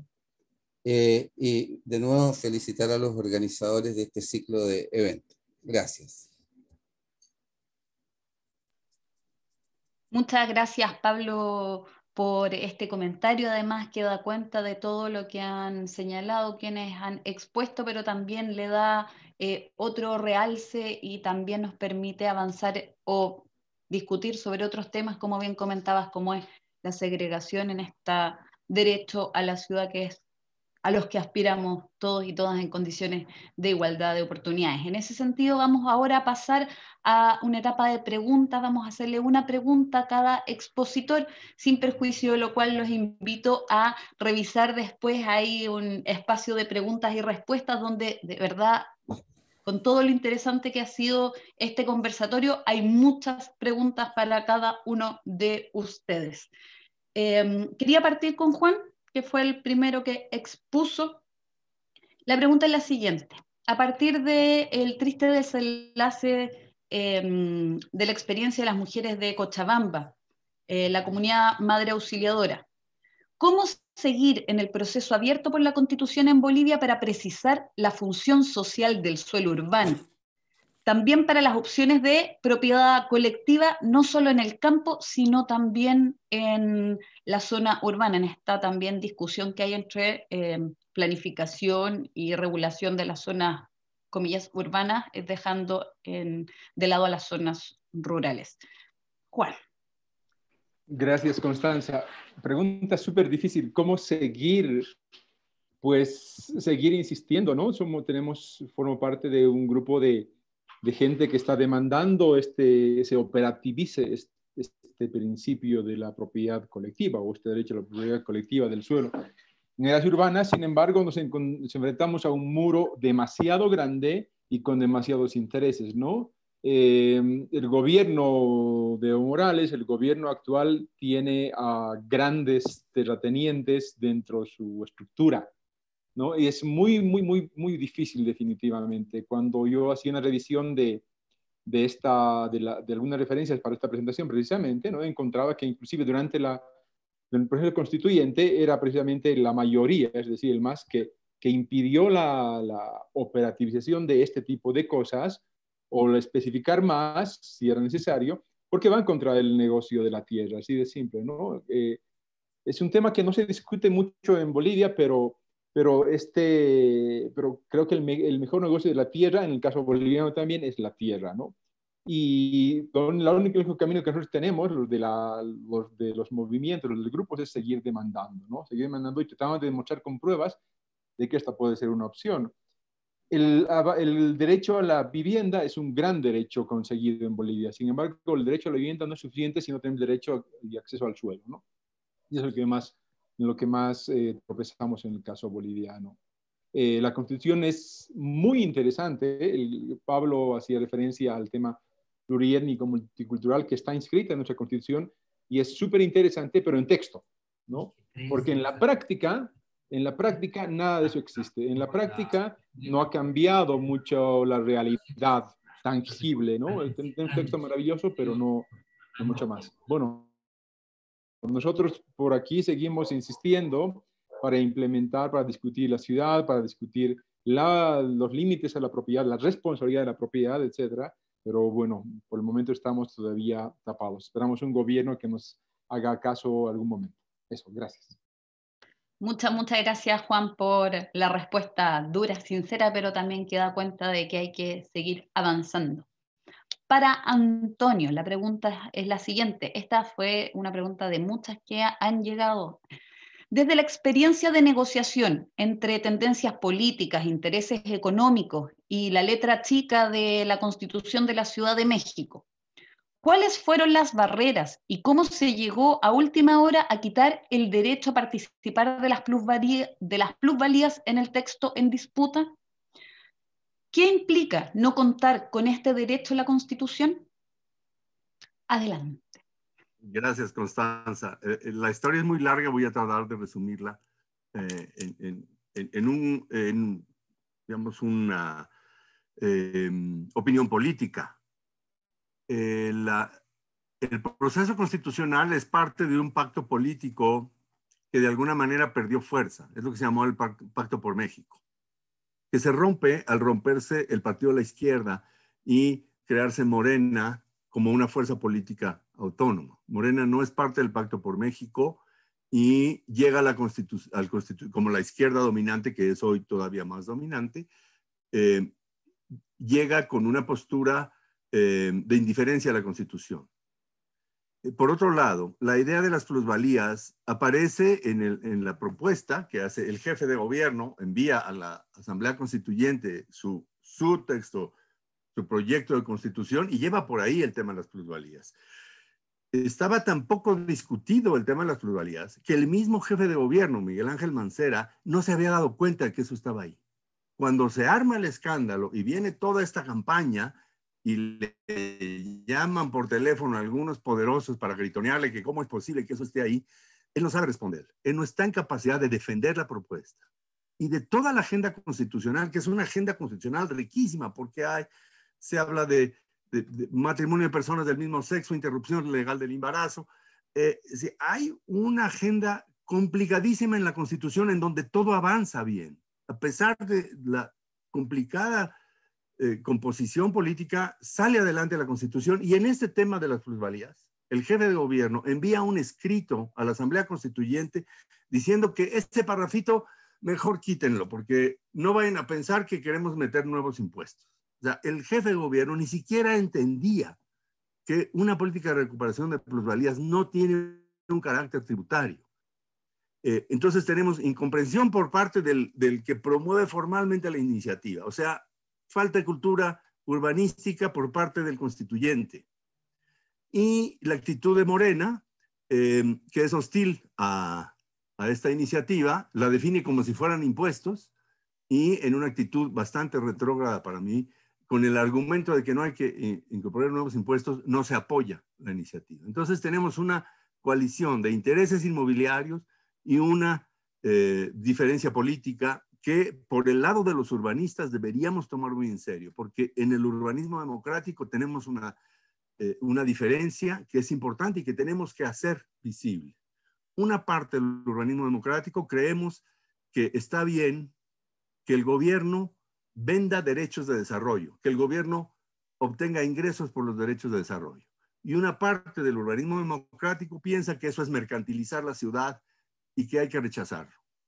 ¿Sí? Independientemente del episodio político de la Ciudad de México, que es un desastre, una tormenta perfecta, lo que nos queda de tarea en el urbanismo democrático latinoamericano es enriquecer el debate sobre este asunto de vender derechos de desarrollo, que para algunos es mercantilizar el espacio urbano, y eso es muy feo, y para otros pragmáticos decimos, bueno, es una forma de financiamiento urbano y una forma de darle a la propiedad una función social que tiene que ver con pesos y centavos para financiar necesidades de la ciudad. Perdón si me extendí un poco, pero esa es mi respuesta. Muy bien, muchas gracias y no absolutamente dentro de los tiempos que estaban definidos. Así que muchas gracias, Antonio. Y vamos a pasar a la pregunta a Marisa. Entendiendo la importancia de la precisión constitucional del derecho humano a una vivienda adecuada, ¿cómo en una situación de pulverización que comentaba, de esta dispersión de poder, se puede ir más allá y abordar la ciudad y el derecho a la ciudad? A ver, creo que uno de los temas, como les decía, es que en Perú tenemos un retraso inmenso, ¿no? O sea, en vez de sostener el derecho a la vivienda y avanzar a una discusión mayor sobre el derecho a la ciudad y al hábitat, digamos, lo que tuvimos fue un retroceso, ¿no? O sea, fue la eliminación del derecho a la vivienda, fue su conversión en una mercancía únicamente, digamos, el valor de cambio era lo predominante más que el valor de uso alrededor de la vivienda, y tuvimos y seguimos teniendo una política de formalización, digamos, de la ocupación precaria del suelo para los sectores populares, que desaparece la idea de la ciudad, ¿no? En este último tiempo hubo un intento de colocar por lo menos el concepto del derecho a la ciudad a través del proyecto de ley de uso y gestión de espacios públicos. De hecho, tenemos un dictamen aprobado en la Comisión de Vivienda y un dictamen aprobado en la Comisión de Descentralización de instrumentos de gestión de espacios públicos y el reconocimiento de la necesidad de la protección y promoción del espacio público como espacio de generación de ciudadanía. En este texto hay un reconocimiento de la idea del derecho a la ciudad. Sin embargo, ese texto está, si bien está aprobado en el sentido de que tiene un dictamen, todavía no llega al Pleno, con lo cual formalmente no es parte de la legislación. Hay sectores que reclaman formalmente el derecho a la ciudad. Yo diría que hay un incipiente movimiento urbano en el Perú. Hay algunas organizaciones que están politizando en el buen sentido el urbanismo, ¿no es cierto? Están discutiendo elementos fundamentales que tienen que ver con el planeamiento, que tienen que ver con el uso del suelo, que tienen que ver con la generación de condiciones de vida adecuadas, y empiezan a reclamar el derecho a la ciudad. Uno de los más interesantes es UDEAL, un movimiento de estudiantes jóvenes de arquitectura que están reclamando el derecho a la ciudad, y hay un conjunto de pequeños laboratorios de estudiantes y profesionales jóvenes, y algunos sectores populares que también empiezan a articular su demanda alrededor del derecho a la ciudad, pero es algo incipiente y no es aún, espero que lo sea, una bandera del movimiento popular.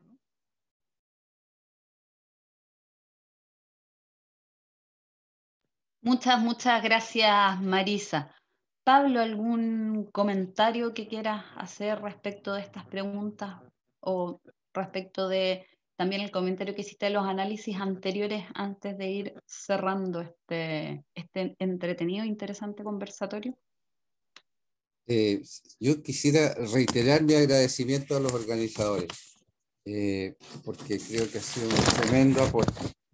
Y creo que de nuevo quisiera agradecer a Marcelo Corti, que está en la sala, a Pedro Abramo, que también está en la sala, a Alfredo Rodríguez, a Ana Sugraña y Fernando Carrión.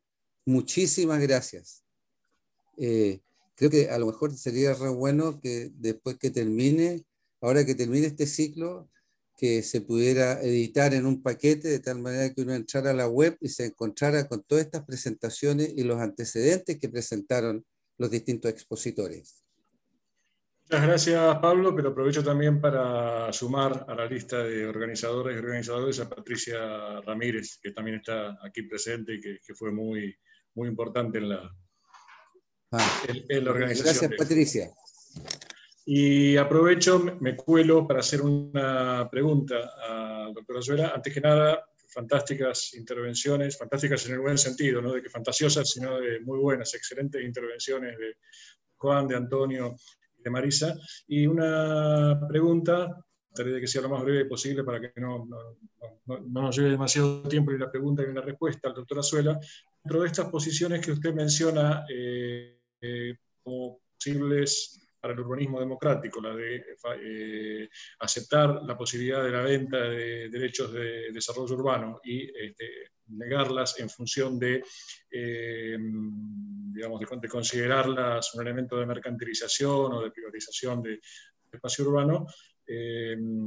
Muy sintéticamente, si usted nos podría acotar cuál es su posición, su posición personal. Bueno, voy a tratar de sintetizar mi posición personal y tiene que ver con el reconocimiento de que el mercado existe. La negación del mercado supone el florecimiento del mercado fuera de control. Y es lo que pasa incluso con los mercados negros. Cuando prohibimos algo porque no nos gusta la cacería, la tala de árboles, prohibimos algo radicalmente, va a ocurrir fuera de la ley, como el cultivo de los enervantes. Va a ocurrir en forma trágica. Yo creo que el dilema de la izquierda es reconocer que el mercado es un hecho, no es un hecho de la naturaleza, sino es un hecho construido, es una institución construida políticamente. Y entonces la izquierda tiene el dilema de hacer como que no existe y decir yo estoy en contra de ponerle precio a cualquier cosa, o asumir la responsabilidad política de regular el mercado con criterios de legitimidad y de distribución social. Y ese es el viejo dilema de las ciudades, está claro desde fines del siglo XIX. Muchas gracias, Antonio, también Marcelo. Bueno, a todos los participantes en ese sentido creo que hay ciertos elementos que hay que destacar que han sido un hilo conductor de esta discusión y que dice relación, como comentaba Juan, con la poca discusión que se ha dado en los procesos constituyentes, en particular el boliviano, y la incorporación de la discusión del urbano y del derecho a la ciudad y cómo se ordena y se planifica y se piensa también el derecho a la ciudad, se incluye el derecho a la vivienda, no así a la ciudad, y sobre todo, que creo que es central, el tema del suelo, que además tiene que tener un horizonte organizador que, como creo que ahí está la discusión en cuanto a cómo se ordena y cómo se piensan los procesos constitucionales. Avanzaba después Antonio hablando de la importancia de incorporar el tema urbano, pero a la vez también cuál es el rol de los procedimientos, de las leyes y de ciertas batallas conceptuales, hablando también de el derecho o la propiedad no tan solo no como un derecho más bien, sino condicionado al uso, y que dice relación con el horizonte organizador nuevamente de el suelo y superar esta dicotomía que parece que hay entre la organización de lo urbano y lo rural, en tanto organizador también de los planeamientos y territoriales y los derechos de acceso a el suelo nuevamente, y luego hablaba de la distribución de las competencias, nuevamente los procedimientos y este conflicto aparente entre la participación social y el acto administrativo, donde hay una, y que obedece a lo que decía ahora, esta disputa entre el mercado y el Estado, cuando en realidad pareciese que hoy día lo que tiene que organizar es la disputa entre los intereses privados y los intereses públicos. Y luego comentaba Marisa respecto de el origen de los pactos sociales finalmente que representan la Constitución, que no necesariamente resuelve todos los conflictos que se dan, sobre todo si es que no se discuten, como es el caso del suelo, cómo se ha retrocedido, al igual también que comentaba Juan respecto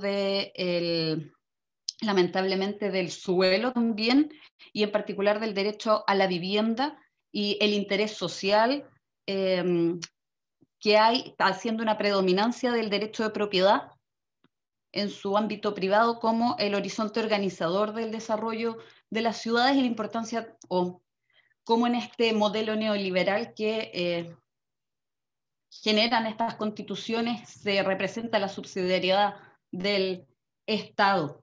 En ese sentido, y para hacer una síntesis, creo que acá lo que está en disputa son los intereses y las necesidades que tienen las comunidades como horizonte organizador de las dinámicas de desarrollo de las ciudades. donde tenemos hoy día una tendencia de una ciudad como mercancía, donde prima además el suelo en su valor de cambio y de transferencia y no en su valor de uso. Una ciudad construida y desarrollada, como señalaba, a través de los usos y necesidades de las comunidades. Que ese tiene que ser el horizonte que organice precisamente, y como la ciudad es el resultado de estas disputas y dinámicas de las fuerzas e intereses que operan en los territorios, la justicia espacial, la segregación urbana que comentaba Pablo y las fragmentaciones territoriales son resultado de esta disputa desigual hoy día, que se determina en sectores habitacionales con ventajas territoriales en relación a una mayoría excluida de los beneficios de este, comillas, desarrollo urbano. Tenemos una larga tarea y una gran tarea que seguir desarrollando junto con las comunidades, pero también con todos los cuestionamientos, los planteamientos que se dieron en este conversatorio, así que agradecer también cómo se va enriqueciendo esta discusión y entendiendo también que creo que todos hemos llegado a la conclusión que no todo se resuelve en un proceso constitucional si es que no hay un trabajo con las comunidades, si es que no hay un trabajo de discusión y desarrollo de la idea, y sobre todo también nos centra en discutir el suelo, cómo se organiza y cuáles son los intereses que tienen que primar en esa organización en base a generar igualdad de oportunidades y justicia territorial para el desarrollo de las ciudades, superando esta dicotomía urbano-rural. Así que bueno, muchas gracias. Dejo a Patricia para seguir avanzando y dando término a este conversatorio. Muchas gracias, Constanza. Voy a cerrar este segundo taller de constitucionalismo urbano dándoles las gracias a cada uno de los participantes que han enriquecido estos debates para pensar la ciudad en los textos constitucionales. Hay algunas ideas que han cruzado los dos talleres realizados y que han puesto sobre la mesa los participantes. Las constituciones son importantes como cartas de derechos, como marcos jurídicos normativos, pero no son suficientes.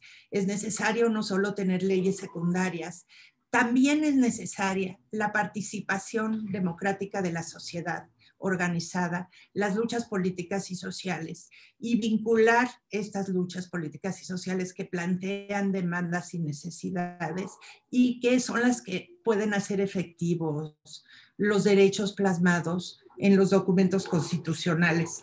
Esta sesión ha brindado contribuciones valiosas para pensar los avances constitucionales a la luz de nuestras realidades sociales y urbanas.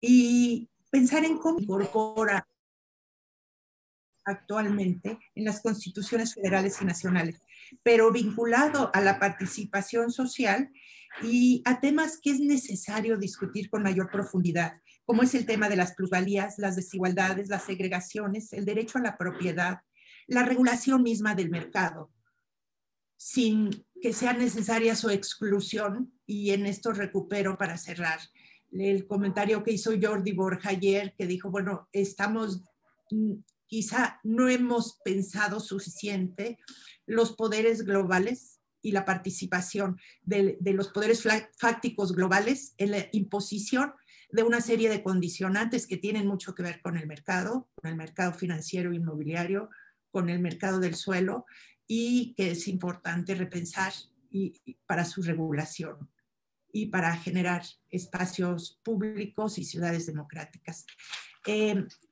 Les enviaremos información sobre el tercer taller que iniciará en la tercera semana de marzo, y mientras tanto también los invitamos al seminario Ciudades, ¿dónde estamos? ¿Hacia dónde vamos? A la sesión del 2 de marzo que será la sesión correspondiente a la ciudad de Asunción, y les enviaremos el cartel.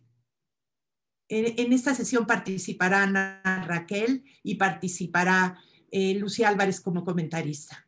Muchas gracias a todos y buen día. Muchas gracias, felicitaciones, Juan, Marisa, Constanza, Antonio. Gracias.